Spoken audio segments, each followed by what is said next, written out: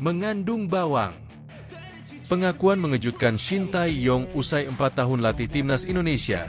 Akui sering menangis karena hal ini. Breaking news. Yes, ranking FIFA Timnas Indonesia naik lagi. Update ranking FIFA Timnas Indonesia, usai Kepulauan Solomon alami kekalahan dari Vanuatu. Masih gak terima negaranya gagal lolos ke ronde ketiga. Publik Malaysia protes besar-besaran atas kelolosan Timnas Indonesia ke putaran ketiga. Breaking news. PSSI mundur untuk Emil Audero. Ini kabar terbaru soal Martin Paes. Ipswich Town bakal hadapi Liverpool di pekan pertama Liga Inggris. Di luar dugaan. Begini prediksi media Inggris soal nasib Elkan Bagot. Jadi langganan timnas Belanda hingga juara Eropa 2 kali. Ternyata ini alasan mengejutkan Tom Haye mau bela timnas Indonesia. Ada 2 pemain abroad resmi. Inilah daftar 23 pemain timnas Indonesia U16 di Piala AFF 2024. Inilah daftar pemain yang dicoret Nova Arianto dari skuad timnas Indonesia U16 di Piala AFF U16 2024. Berikut informasi terlengkapnya. Tapi sebelum itu jangan lupa subscribe agar kalian tidak ketinggalan informasi terbaru seputar timnas Indonesia setiap harinya.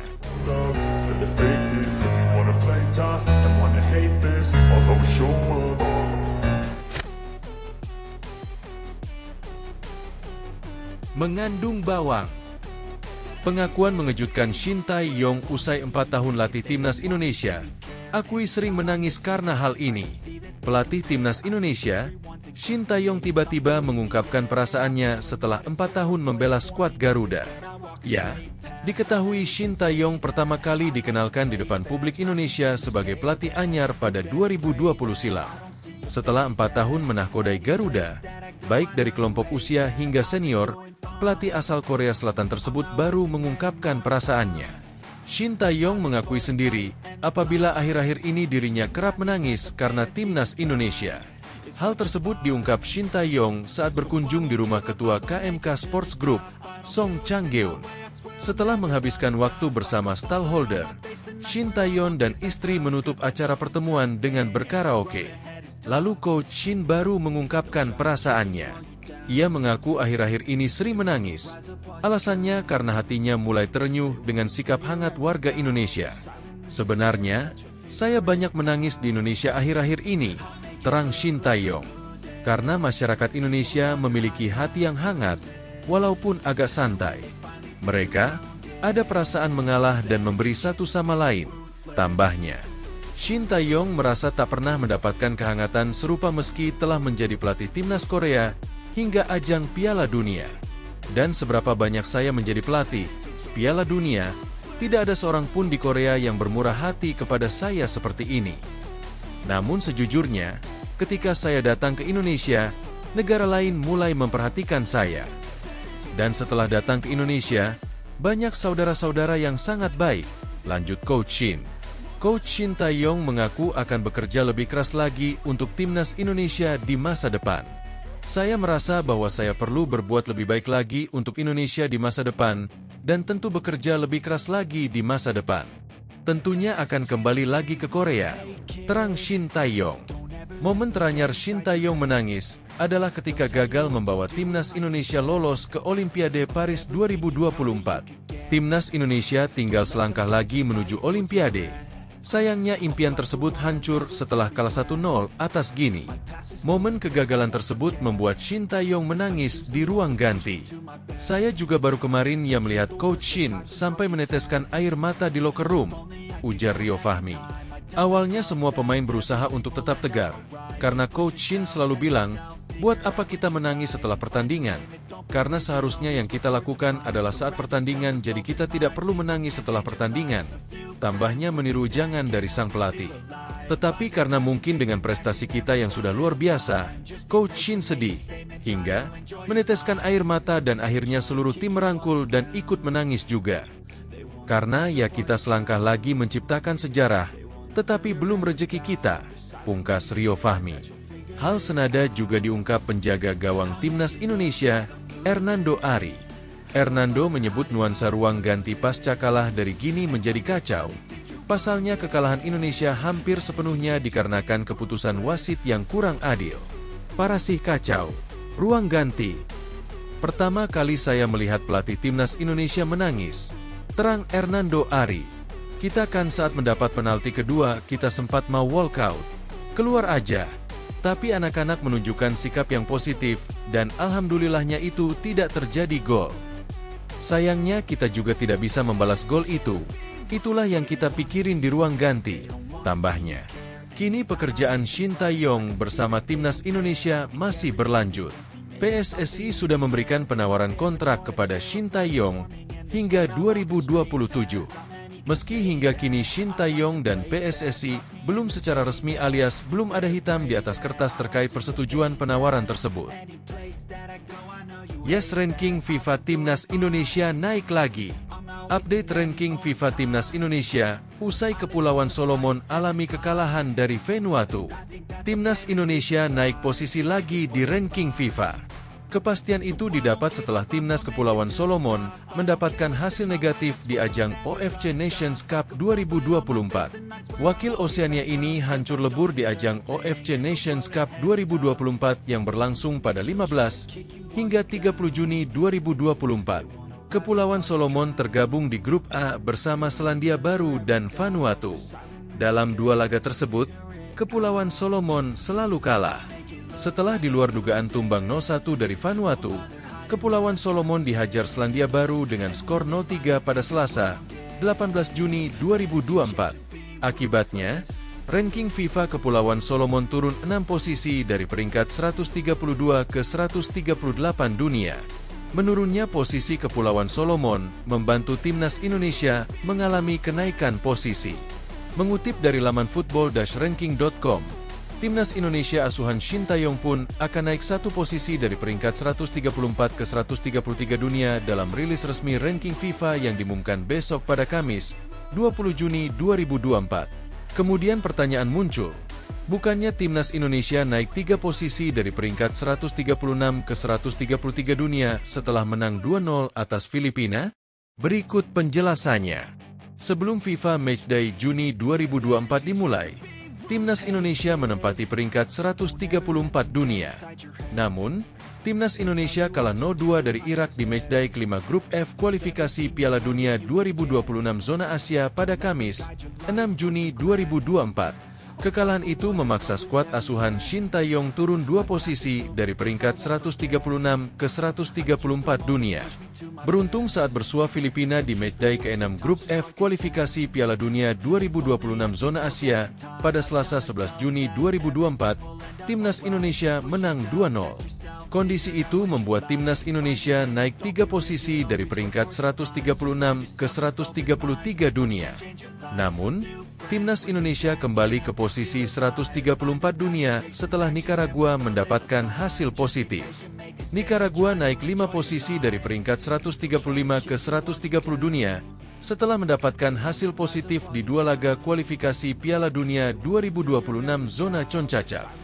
Jadi kesimpulannya, timnas Indonesia diprediksi naik 1 posisi di ranking FIFA Juni 2024 dari peringkat 134 ke 133 dunia setelah hasil buruk yang dialami Kepulauan Solomon.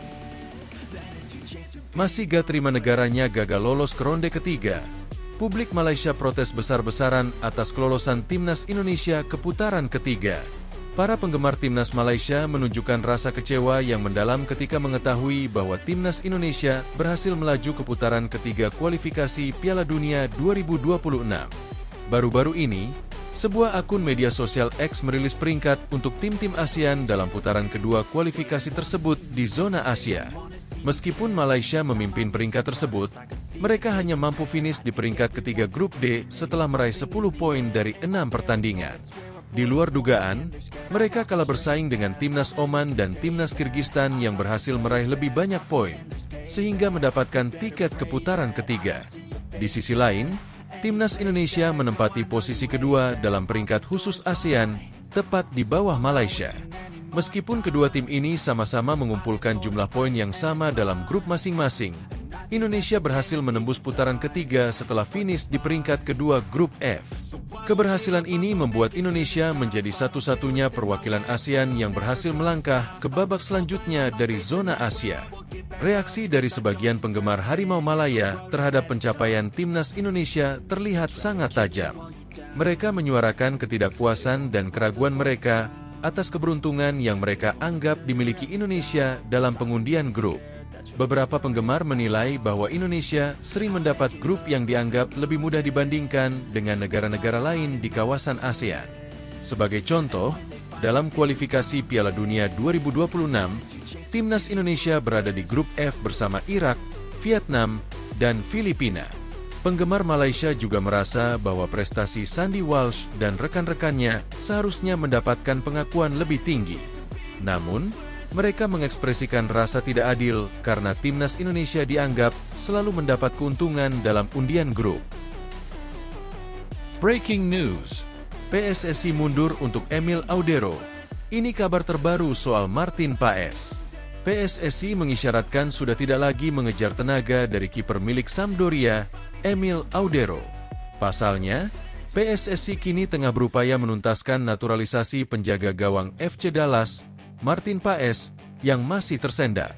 Proses naturalisasi Martin Paes harus dibawa ke Pengadilan Arbitrase Olahraga, CAS, karena terganjal aturan FIFA.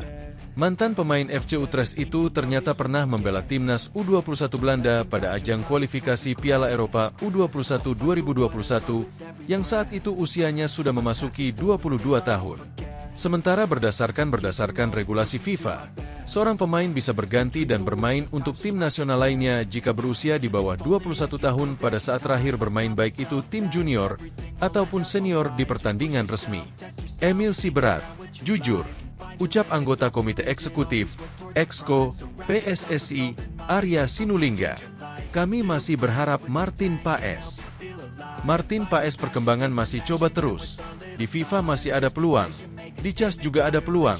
Berbarengan semua prosesnya, sambung Arya Sinulinga.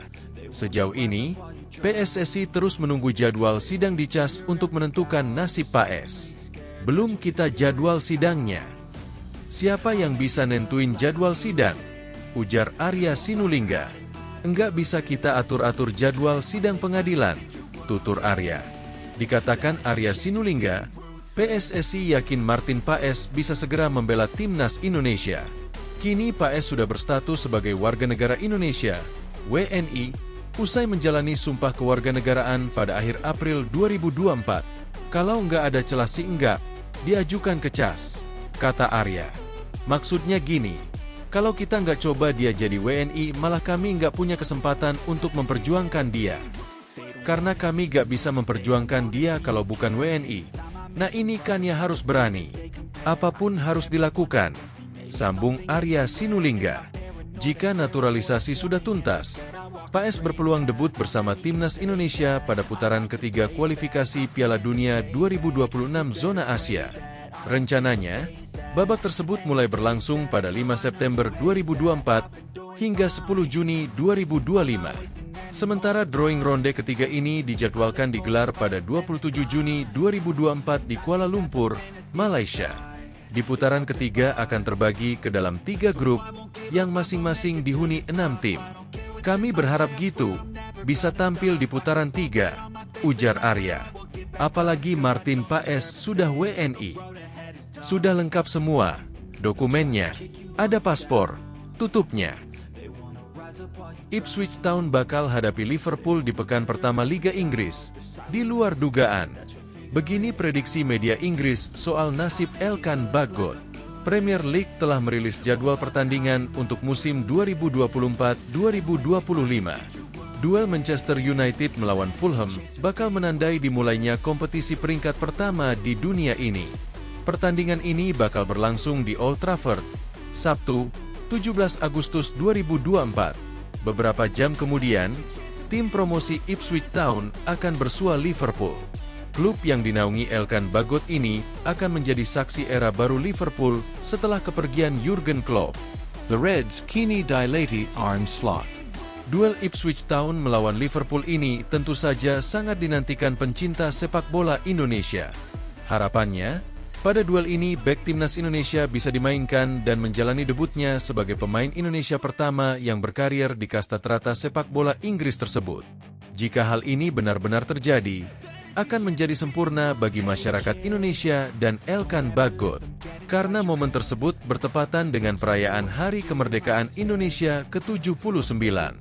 Hanya saja, belum diketahui bagaimana nasib bek Elkan Bagot di Ipswich, sebab tidak ada garansi tim utama baginya.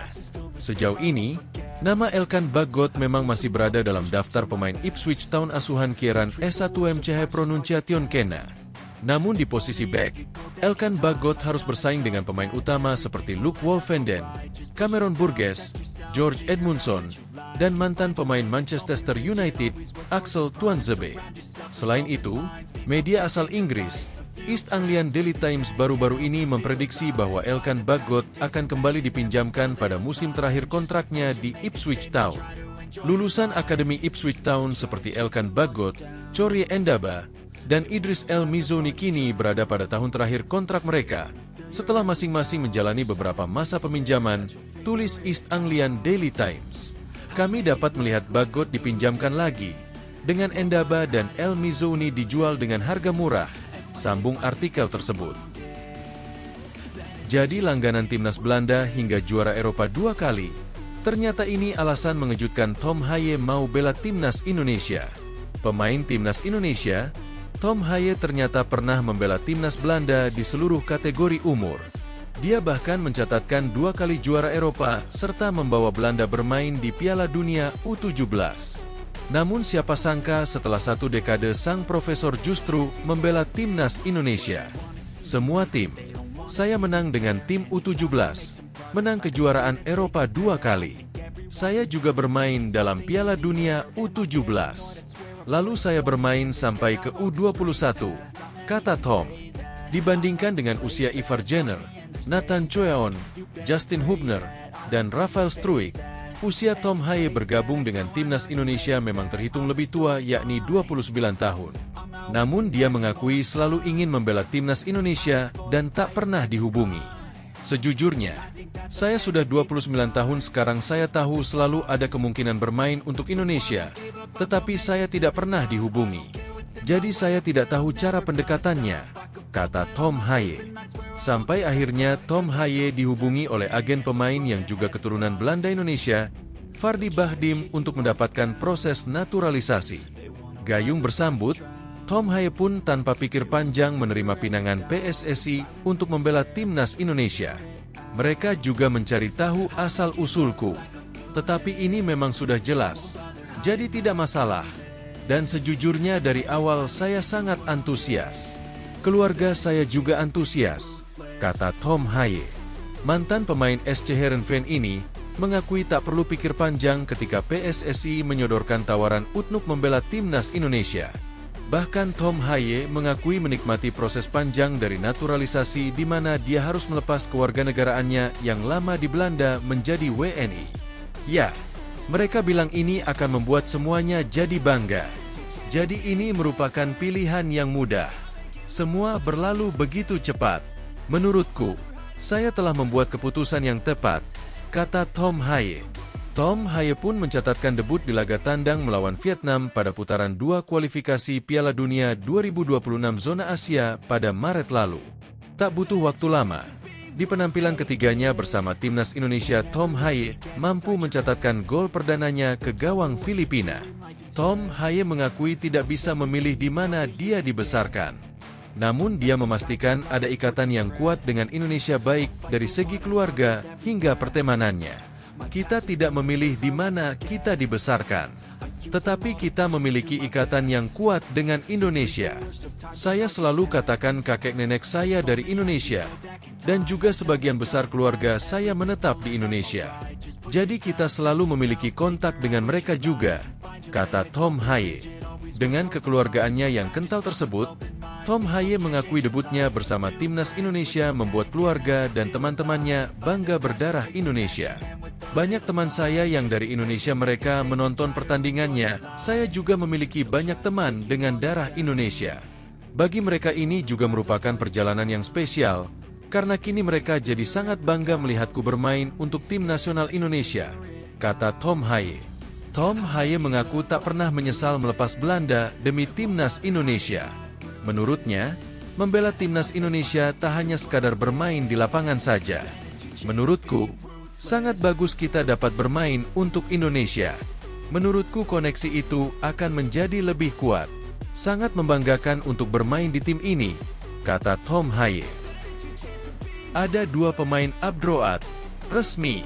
Inilah daftar 23 pemain timnas Indonesia U16 di Piala AFF 2024. PSSI akhirnya merilis sebanyak 23 pemain untuk timnas U16 Indonesia buat menghadapi ASEAN Cup U16 2024. Dipastikan ada 2 pemain abroad yang masuk dalam daftar.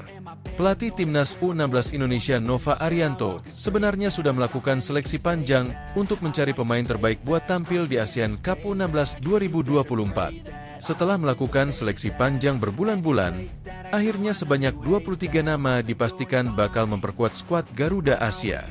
Tim asuhan Nova Arianto ini dijadwalkan akan menjalani ajang ASEAN Cup U16 atau yang sebelumnya dikenal Piala AFF U16 tersebut pada 21 Juni sampai 4 Juli 2024. Dari daftar 23 pemain yang dipanggil ke timnas U16 Indonesia ini cukup mengejutkan.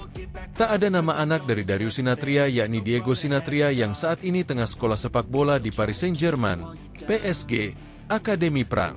Namun, ada juga beberapa nama yang cukup mengejutkan. Pasalnya, Nova Arianto terlihat memberi kesempatan kepada 2 pemain abroad.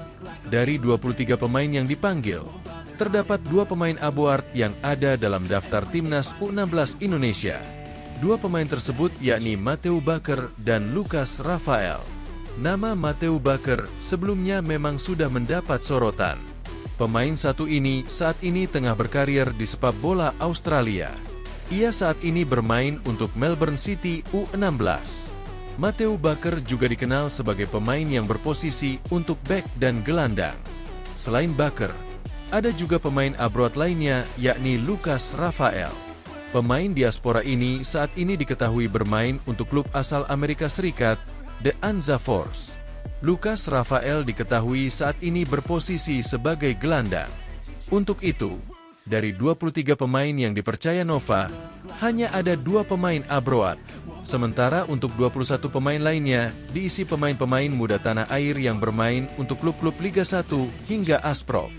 Timnas U16 Indonesia ini nantinya akan bermain di Solo untuk Piala AFF U16 2024. Ajang ASEAN Cup U16 2024 ini akan berlangsung di Stadion Manahan dan Stadion Sriwedari, Solo. Dalam ajang ini, tim Merah Putih dipastikan bergabung dalam grup A bersama Filipina, Laos, dan Singapura. Timnas U16 Indonesia dalam ajang ini dipastikan tampil sebagai juara bertahan. Pasalnya, pada edisi sebelumnya tim asuhan Bima Sakti berhasil meraih gelar juara Piala AFF U16. Daftar 23 pemain timnas U16 Indonesia di ASEAN Cup U16 2024. Dafa Al-Ghasemi, Randy Razaku, MHD Nur Iksan, Ida Bagus Putu Cahya, Putu Panyi, Andy Faith, Raihan Apriancia, Matthew Baker, Azizu Milanesta, Fabio Azkarawan, Dafa Zayden, Mohamed Al-Ghathani, Evandra Florasta, Biankara, Tristan Raisa, Nazriel Alfaro, Lucas Rafael, Fandi Ahmad, Muhammad Zahabi, Daniel Alfredo, Johannes Dimas, Josh Halong, Fadli Alberto, Muhammad Mierza. Inilah daftar pemain yang dicoret Nova Arianto dari skuad timnas Indonesia U16 di Piala AFF U16 2024. Marcelino Setiawan, Hanif Sarigal, Asar Luckman, Kevin Ramadhan, Imade Ngura Reva, Gufran Al-Ghazali, Gilong Al-Viki, Gilong Fari, Al-Ghazani DWI, M.